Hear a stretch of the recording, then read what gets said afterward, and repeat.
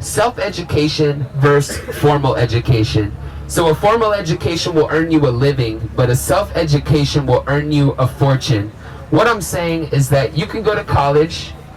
That's an option for everybody if you choose so. You can go to college and you can go tens of thousands of dollars into debt to earn a job that pays a normal salary, and you can live a normal life if that's what you want.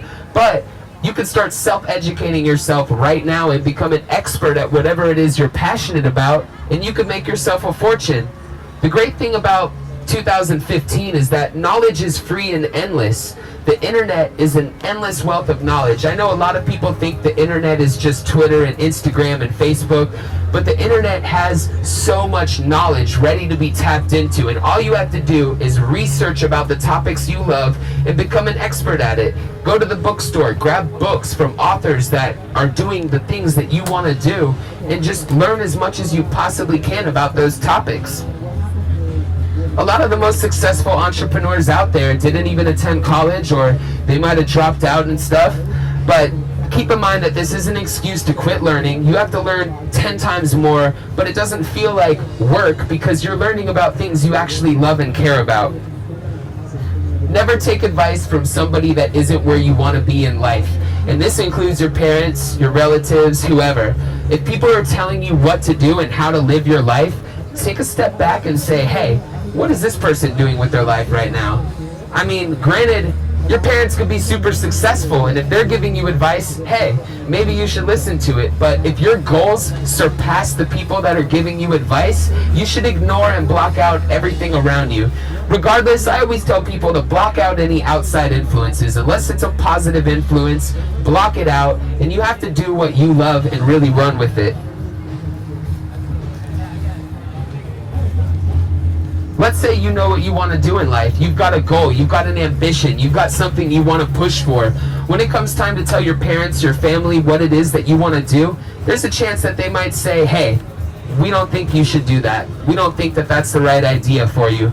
Well, I'm here to tell you that when people doubt your decisions, it's just a reflection of their own lack of confidence. Meaning that if they were in your shoes, they're too scared to go out there and pursue that band or pursue that career or open up their own business. They want to take the safe route in life, but the safe route isn't for everybody. I didn't take the safe route. I took the dangerous route, but I did what I loved, and that's all I knew. Your surroundings have a huge influence on you, so don't associate yourself with people that will have a negative influence on your life. Take a look at your friends. Take a look at the people you're hanging out with. What are they like?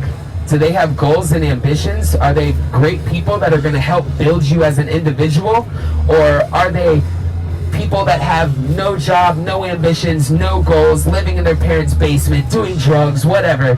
Your friends are essentially what you're going to become. So hang out with people that are going to help build you up as an individual and push you to go ahead and pursue those things you love and take your life to the next level. So let's say you want to start a band, a business, a coffee shop, whatever. You might want a partner when starting a business. A lot of businesses work exceptional when you have a partner. Here are 3 traits of a good partner. You want someone with high intelligence, high energy, and high integrity. High intelligence is important because you want someone that's going to bring something to the table. You don't want to be the only person with ideas. You want someone else that's going to help pitch in and push your business to the next level. High energy is important because in the beginning stages of your business, you're going to need to work overtime and put in a lot of hours. So you need somebody that's willing to work just as hard as you are. High integrity is the most important part of all when choosing a partner. You need somebody that you can trust with your life. Take a look at your potential partner and find out if they have a history of stealing, lying, or cheating. Because even if they seem like they've changed, trust me, 7 years from now when your business is pulling in millions of dollars, you're going to be bummed out if you pick someone that doesn't have high integrity, because you're going to notice money missing and it's going to be a real bad situation for yourself. Executing your idea is the hardest part. We've all got ideas, right? Sometimes we think our ideas are great. We think they're going to take over. Well, I'm here to tell you that ideas are worthless unless you're actually doing something and pushing for that idea. Everyone's got an idea, but unless you're making it happen, what's the point? I always tell people to start off by writing down all of your ideas. Put your ideas on paper. This is the first step in making your ideas real. Write down everything you can about your ideas. Visualize the end results of your idea.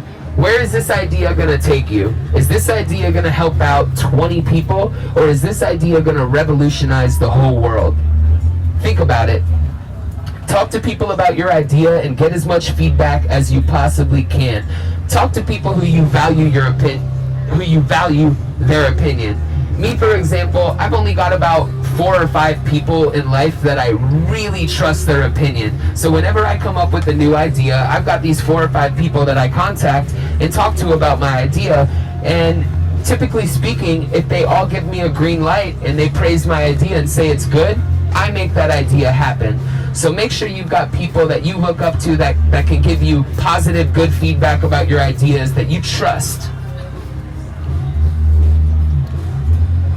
It's important that you always validate your assumptions. What I mean is that you could have the best idea ever, but until you validate your assumptions and make sure that your idea is something that your customers actually want and have a need for, your idea could be useless. And I'm going to say that there are some ideas out there that seem brilliant and they get launched and put out there and people just don't pick up those ideas. So try to do a test or make sure that whatever it is you're doing, that your customers want that idea and have a need for it. So that way you're not wasting your time and wasting your money and all of your investments into something that may not work.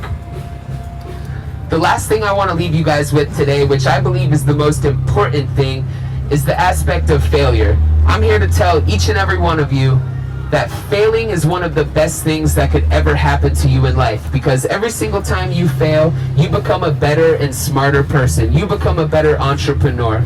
I come up with ideas all the time that I think are great. I think that they're going to take over and be great, and I put these ideas out there and I fail. I fail a lot. I don't talk about it, but I fail more times than you guys even know. But every time I fail, I put a smile on my face because I know that I'm going to become a better, smarter individual, and I'm never going to make the same mistake twice.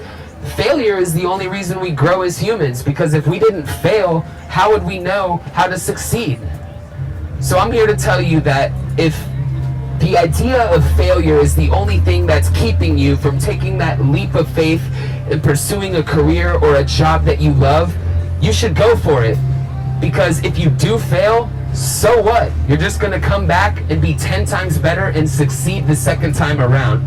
So don't let failure stop you from doing something you love. If you love something in life, you need to do it, because this is your one chance to do it. And if you don't do something you love and you end up doing something that someone told you you should do, when you're 60 or 70 years old, you're going to look back and be really sad about your life, that you didn't at least give it a shot.